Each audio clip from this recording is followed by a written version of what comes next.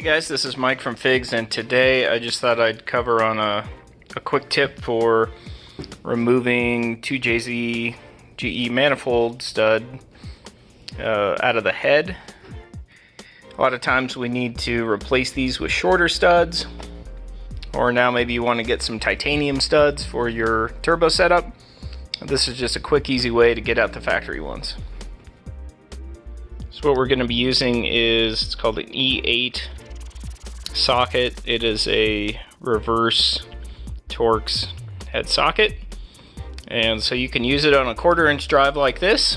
Some of these studs may not come off, but you know, they shouldn't be really too tight into the head, but you can see that that actually starts turning that. Another technique, if that won't work, is to reduce a 3/8 drive and use a 3/8 ratchet. That'll give you a little bit more leverage. And the third way is to use an impact, but probably just an impact driver. So that's what I'll be using next. So this is just a Makita, 3/8, or not 3/8, it's just a hex drive. I've got it adapted down to a 1/4 inch, and we're just going to do the same thing.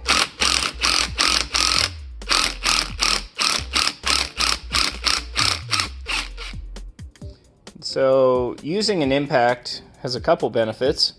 The first benefit is you probably won't strip the head of that, because the impact is just going to, grip on the edges of it, but not enough to totally strip it like you could easily do if you were hand torquing it.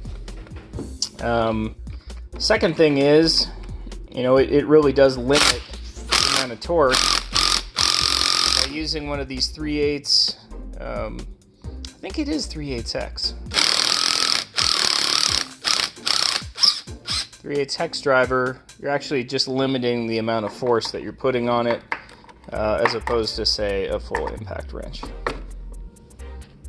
Okay, so the reason why you'd be doing this at all, I'm going to put, aside from having a damaged stud that's stripped or something, put these two back in. Remember, we're going to go backwards until it falls into the start of the thread. You'll hear it just click. Oh. Come on. There we go. That'll keep us from cross-threading. Go back in.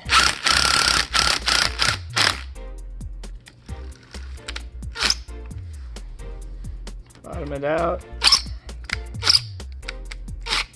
Back it up just a few threads. And here's what we're going to put on there. Okay, so this is why we need to change the studs out. This is Treadstone's Cast Stainless T4 manifold. Single wastegate. Just based on the design, this gate location can present a little bit of boost creep at higher power, or depending on the turbo you're running. But we need to come up with shorter studs to accommodate this manifold. You can see how tight some of those things are. So we'll be showing you how to install the new manifold studs in another video. This manifold is now available again on our website, and we'll be building out a whole version of different parts and kits to turbo your IS or GS or NAT 2JZ GE.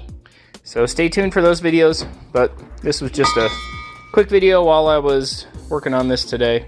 Thought I'd share. Thanks for watching. Subscribe to our channel. If you have any other questions, or if you encounter some issues with your build and you want us to do a video, go ahead and leave that in the comments section, and I'll do my best to accommodate those requests. Thanks. Head to shopfigs.com.